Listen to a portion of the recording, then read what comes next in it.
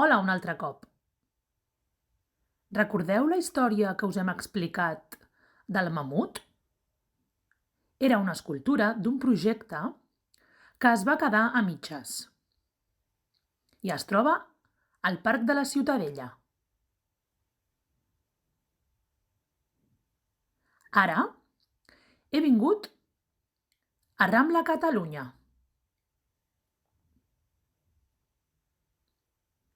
ja que també hi ha dos animals d'un projecte de la ciutat, però que al final també es va quedar aturat, com el cas del parc. Voleu que us expliqui la història d'aquests dos animals? Anem-hi!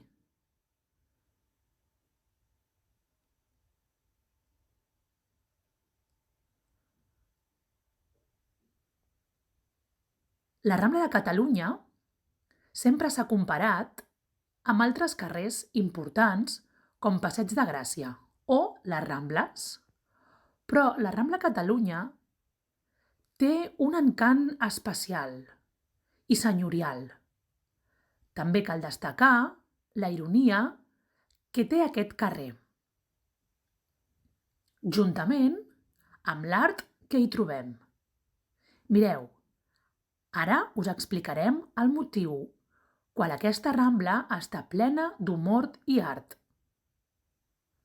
Us heu de fixar en dues escultures d'animals humanitzats que delimiten la Rambla. Al principi de la Rambla, prop de la Gran Via, hi ha el toro pensador. I si caminem fins al final, prop de l'Avinguda Diagonal, hi veureu la girafa coqueta.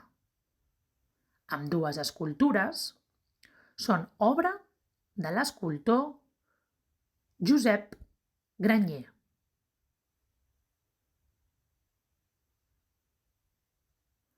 L'escultor i gravador nascut a Barcelona.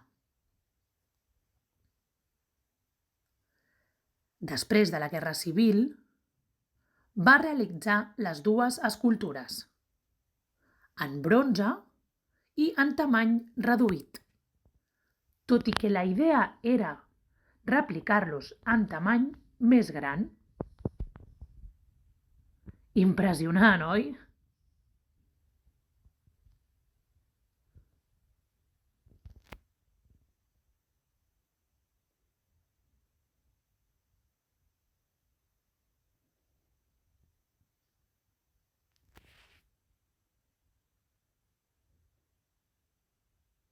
L'any 1970, l'Ajuntament de Barcelona va estar a punt d'aprovar un projecte urbanístic que convertia Rambla Catalunya en un carrer exclusivament de circulació automobilística. Però va entrar en acció l'associació Amics de la Rambla Catalunya per impedir que el projecte es fes realitat. Des de l'associació van crear una proposta artística que consistia en un passeig amb 10 escultures del mateix escultor Granyer, que pretenien mostrar una imatge dels animals humanitzadora, amb un punt de vista satíric.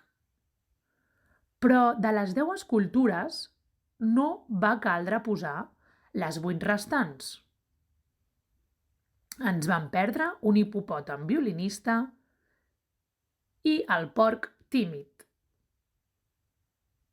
Ara, doncs, tenim dues escultures, el toro pensador i la girafa coqueta, a més de l'emblemàtica Rambla que coneixem.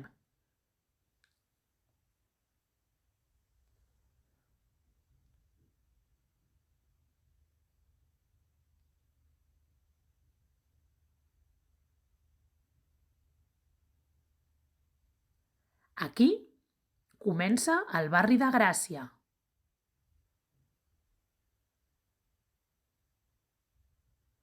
M'han dit que hi ha coses molt interessants, però en tamany petit, no com aquesta girafa, que en realitat hauria de ser el doble. Ens ajudeu a buscar això tan petit del barri de Gràcia? Anem cap allà.